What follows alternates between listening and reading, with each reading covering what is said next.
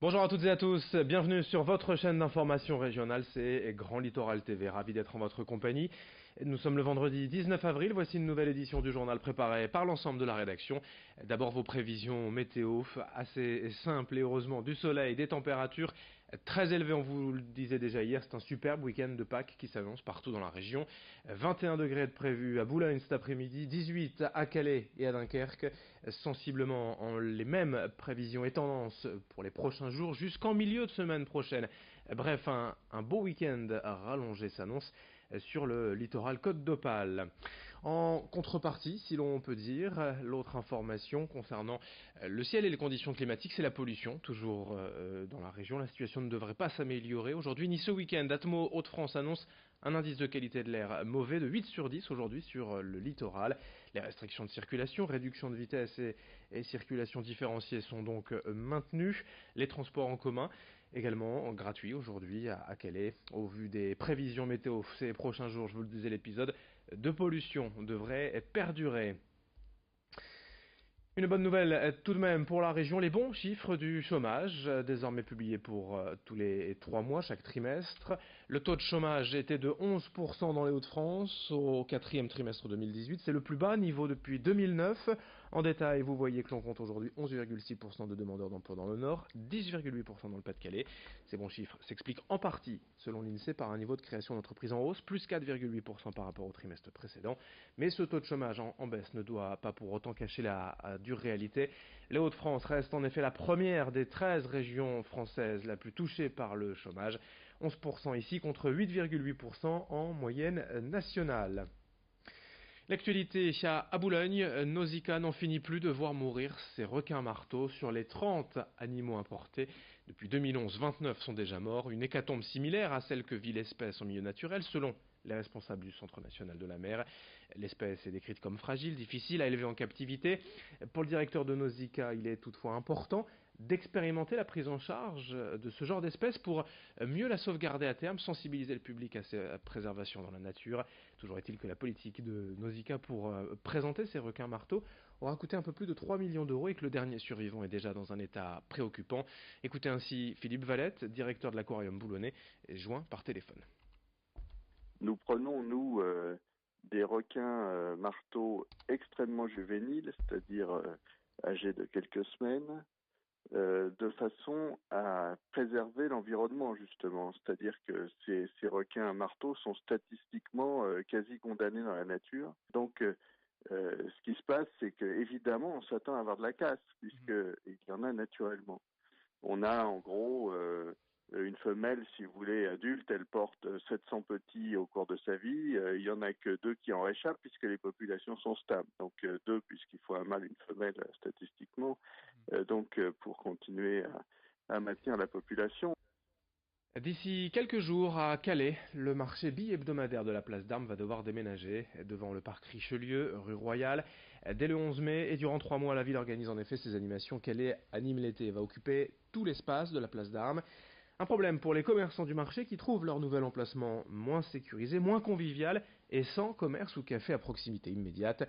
Ils craignent donc que les habitués ne délaissent leurs étals et le sentiment est d'ailleurs partagé par les commerçants de la place d'Armes, lesquels disent préférer le marché aux animations estivales. Sachant que le déménagement va durer près de 3 mois, la colère monte à Calais, explication recueillie par Louis Caillé. Je trouve ça une honte en tant que commerçant. Non, il y a 2 ans, on l'a retiré 1 mois, l'année dernière 2 mois, maintenant 3 mois et demi. Il ne faut pas oublier que quand il y a eu les travaux il y a quelques années, on a été 2 ans sans permis, sans marché, excusez-moi. Ça fait qu'on a eu une perte de chiffre d'affaires extraordinaire. Et maintenant, on va se retrouver avec 3 mois et demi sans marché. Avec le commerce, pour moi, c'est une catastrophe. Franchement, c'est du n'importe quoi. Tout ça pour quelques animations qu'il y a sur la place. Et en plus, quand il y a des concerts, ça ne gêne pas du tout pour le marché. Donc je ne comprends pas que la mairie, elle fait des choses comme ça. C'est pas normal. Surtout que Mme Bouchard, quand il y a eu les travaux, quand c'était été fini, elle a bien dit, le marché va revenir et ne partira plus jamais. Donc les promesses, ça tient qu'à celui qui les dit. C'est pas terrible quand même. Je suis un peu déçu. Je ne sais pas si Mme Bouchard est au courant de tout ça, mais franchement, l'équipe qui est derrière elle, ils sont pas terribles. Pour nous foutre, comme on dit, dans la merde. Parce que moi, j'en rêve la nuit. Quand je me réveille la nuit, je dis 3 mois et demi sans marché. C'est mon chiffre d'affaires qui fout le camp. Parce que le marché, même qu'il pleut puis qu'il crassine, les gens viennent quand même au marché et on travaille que le marché. Tandis qu'à une animation, un concert, s'il se met à pleuvoir, là vous n'avez personne, hein. Personne. Les dernières comme animation, ils ont mis un lampadaire sur la place. Chose qu'on n'a jamais vu allumer, puis un lampadaire l'été, ça sert à rien. Donc si pour mettre des âneries comme ça, c'est pas la peine. Autant qu'on nous laisse notre marché et qu'ils mettent les conneries qu'ils mettent autre part. En bref, dans cette édition sur Grand Littoral TV, un incendie qui a touché le commerce de 8000, le marché 8000ois. Hier, tôt dans la matinée, un petit commerce de proximité qui dépanne bien les habitants, mais qui va devoir baisser pavillon durant plusieurs jours, voire plusieurs semaines, le temps de faire les travaux. À Boulogne, la vitesse sera désormais limitée en vieille ville à 30 km/h dès le 23 avril, dès la semaine prochaine. Pour des raisons de sécurité, les véhicules devront désormais abaisser leur vitesse en vieille ville, 30 km/h. Notez également ce week-end sur le littoral la fête de la coquille Saint-Jacques à Étaples, l'occasion d'aller déguster bien évidemment de la coquille Saint-Jacques quelques jours avant la fermeture de la pêche à la coquille. On vous en reparlera. Le sport aussi dans cette édition sur Grand Littoral TV avec du basket, le SSM qui lutte pour le maintien en Jeep Elite, actuellement 16e au classement, soit le premier non relégable. Les Portellois ont encore 7 matchs à jouer, dont 3 à domicile. Tout reste à faire en cette fin de saison, mais le club et le coach Éric Girard comptent avant tout sur ces 3 matchs au Chaudron pour se maintenir. Demain soir, le SSM joue à l'extérieur, à Limoges. Benoît Mangin et Pierre-Étienne Drouot sont pour le moment incertains. Mais le Portel souffre surtout de l'absence de Jeffrey Croquette dans le secteur défensif. Le prochain match à domicile, ce sera dès mardi face au Mans. On écoute l'entraîneur portellois Éric Girard, interrogé par Corentin Escaillé. On a malheureusement eu certains joueurs clés dans ce secteur-là, à l'image de Jack Croquette qui n'a quasiment pas joué la saison et qui était pour nous un des leaders défensifs. Et c'est vrai que l'osmose défensive avec cette nouvelle équipe n'a jamais vraiment prise.